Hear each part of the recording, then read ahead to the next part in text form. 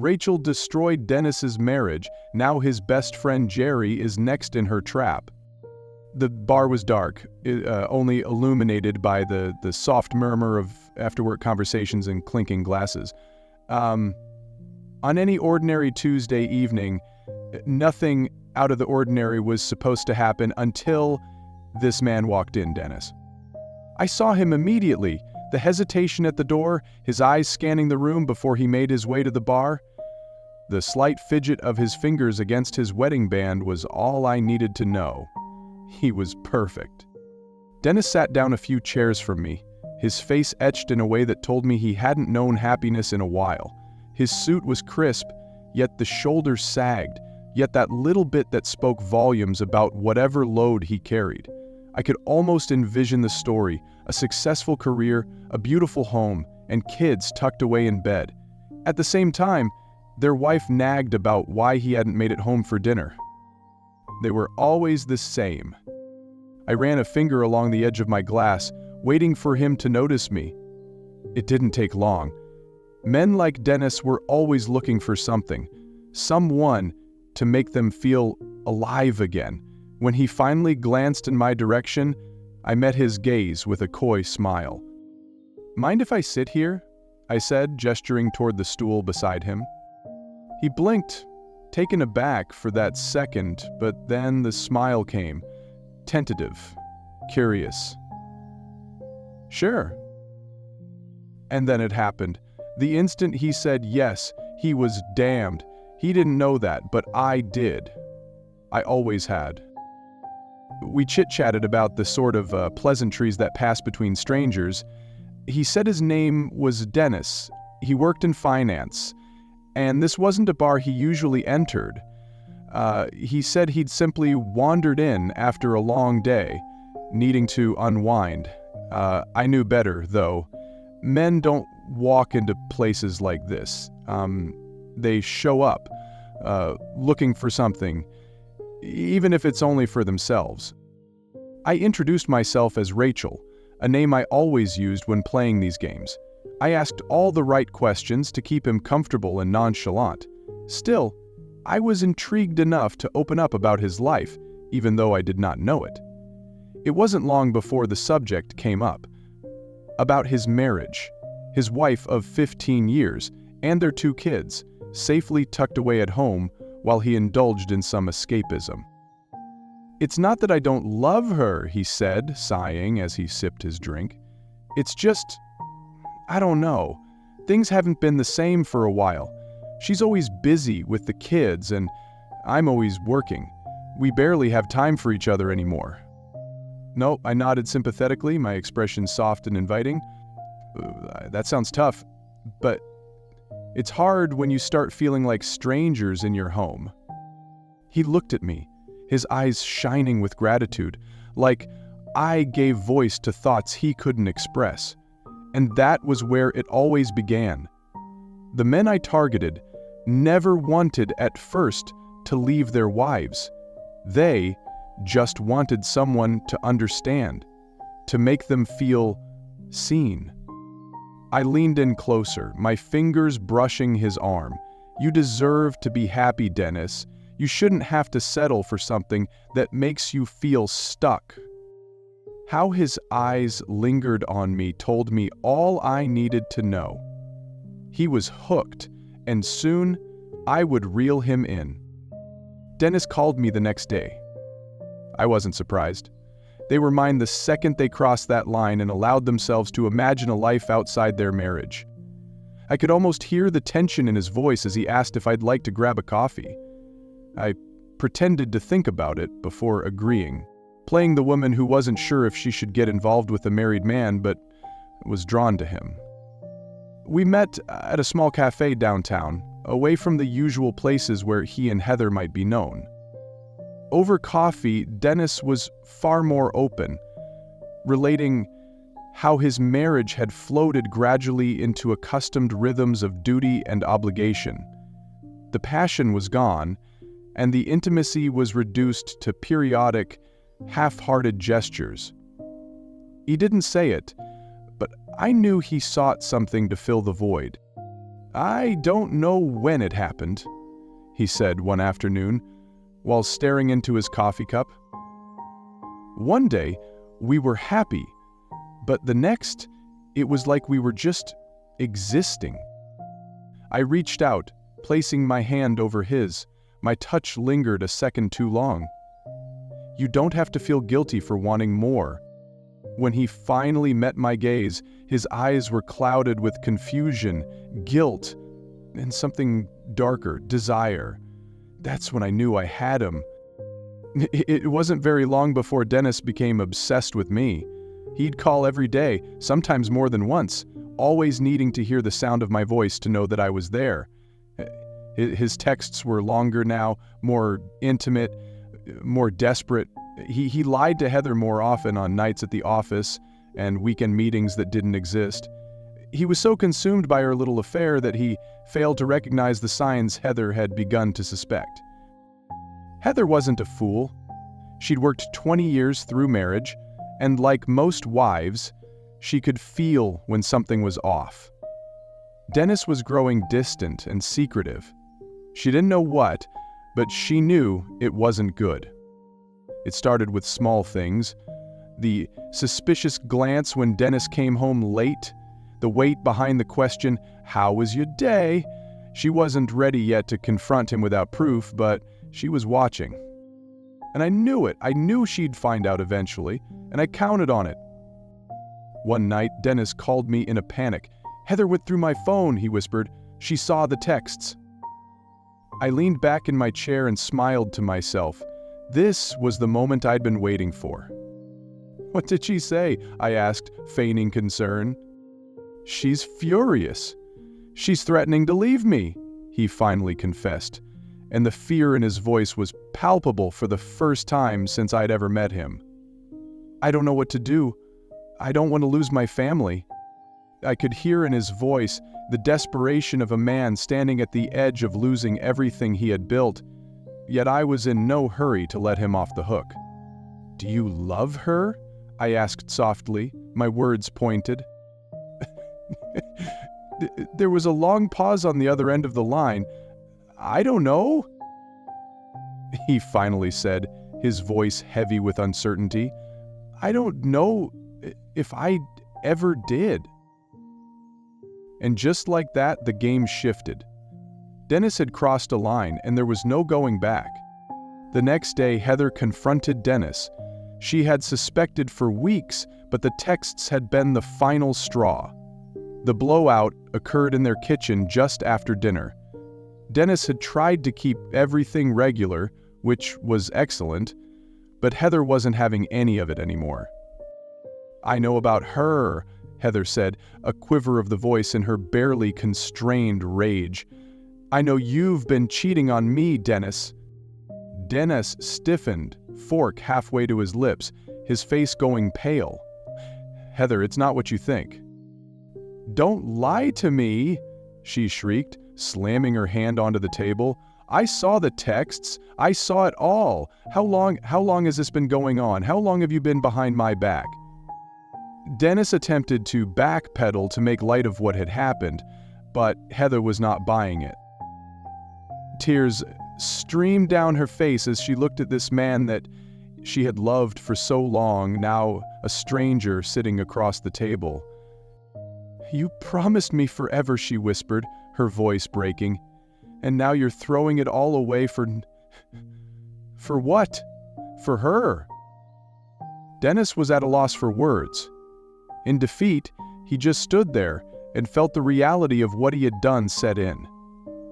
Heather turned and walked out of the room, leaving him standing solo in the suffocating silence of their now broken home.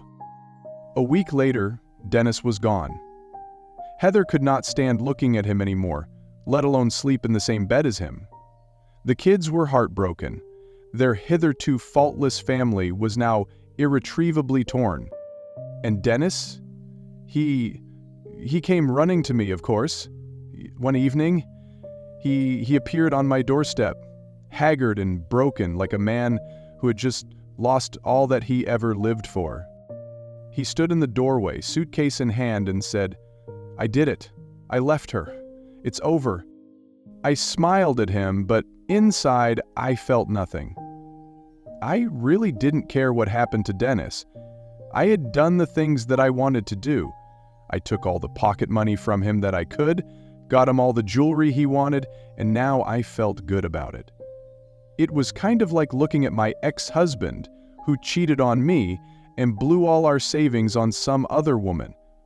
So it was Dennis's turn, the dude who totally reminded me of my ex,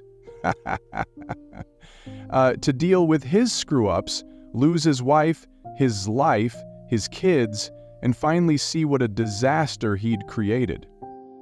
This was the moment they all waited for, the moment when they finally had won me. But Dennis didn't know he was never going to win. He was merely one of my pawns, and now that his life was in shambles, I didn't need him anymore. But yet, I wasn't ready to let him go just yet. Dennis wasn't the only one caught on my web. His best friend, Jerry, had been on the sidelines watching the whole ordeal and supporting Dennis as his life unraveled. But what Dennis didn't know was that Jerry was next on my list. This get-together was the first time I had met Jerry. Dennis had set it up some months ago. He was charming and genuine, but at least he was great with Helen, his wife. He had the typical middle-class charm, a good job, a lovely house, and 2 beautiful kids. You know, the kind of guy who made you actually believe in family values and commitment. He was all that, but at the same time, that put him just right inside my crosshairs. As Dennis's life unraveled, I seized my chance, oozing my way into Jerry's circle of friends very insidiously. I started running into him at the gym, at coffee shops, anywhere I might find him. I would share a smile and a quick chat, and before long, I was working my way into his life, a little at a time. One day, Jerry told me, "Dennis really needs to get his act together," his brow furrowed with concern. Jerry did not know he sat across from his subsequent downfall in this quiet corner of the coffee shop. I leaned forward, a frown forming on my face. It's hard, isn't it, to watch someone you care about struggle? Jerry let out a sigh, rubbing behind his neck. Yeah. I only wish he'd realize what he's throwing away. Heather deserves better. I watched him come alive, and inside, a thrill of excitement coursed through my veins. This was all part of my plan. I would tear him away from Helen, like I had done with Dennis. I continued my relationship with Jerry for the next couple of weeks. I was there for him to vent to, and he needed to continue to express his frustrations about Dennis and the drama of his best friend's divorce. I would nod sympathetically to let him spill his frustrations while planting little seeds of doubt about Helen and their marriage. Sometimes it's easy to take each other for granted, I suggested one evening as we shared a bottle of wine in my apartment. I could tell he was warm and intimate, loosening up with me. Well, I guess, he said, his voice trailing. But I love her. I really do. I know, I said softly, reaching closer towards him. But love isn't always enough, is it? He turned back to me, a look of confusion merging with one of curiosity. What do you mean? I just think that sometimes people need to remember why they fell in love in the first place. It's easy to forget in the daily grind of life. Jerry furrowed a brow, and I could practically see the wheels churning inside that old head. He evaluated what I had to say, weighing it against his life and marriage, and I knew that I had won another point. Finally, the anniversary day came. I jubilantly and half-apprehensively watched Jerry as he prepared that evening. He looked fine, his taut hands shaking marginally as he rechecked details. I want it to be perfect, he said, brushing his hair. Just be yourself, I said, trying to lighten the mood of myself, heavy-hearted. I knew full well that after this dinner, everything would change. So, a quiet evening unfolded with beautiful flowers, exquisite food, and the candlelit atmosphere of their favorite restaurant. But when Jerry got home, I anxiously awaited the call. It came late, finally, and the joy in his voice wasn't there. She didn't react like I thought she would, he said, his voice trembling. She was like she did not even care. Did you talk about your feelings? I pressed, knowing the truth was far more complicated than he understood. He hesitated. I tried, but it just felt forced. She seemed distracted, like she wasn't even there. That was the moment I knew I had left my mark. I had thrown a wedge between them, and it was working, but deep down, I also knew I was losing Jerry in that process. The breaking point came when Helen confronted Jerry once more, this time with ammunition. She had been digging, and the puzzle pieces began to fall into place. "Who is she?" Helen demanded one night, standing in their bedroom doorway, her voice trembling in anger and pain. Jerry froze, his heart racing. "What do you mean?" "Don't play dumb, Jerry," she exclaimed, her eyes ablaze. "I found your messages." "Who is this woman? What's going on?" At that moment, everything was in suspension. I had played my trump card, and now Jerry's move would be decisive. I didn't mean for it to happen," he stuttered, full of guilt. "I was confused and just needed someone to talk to." "Someone to talk to? Is that all she is?" Helen's voice finally cracked, and the hurt flowed like a tsunami. "You were supposed to be my partner, my support. You promised me forever."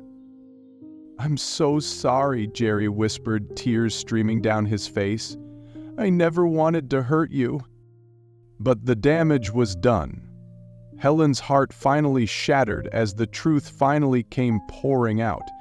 She could see it now. Cracks in their marriage laid bare, and she wouldn't stand for it. "I can't do this anymore," she said, her voice barely above a whisper. "If you want to be with her, then just go. I can't compete with that." Everything was different after that night.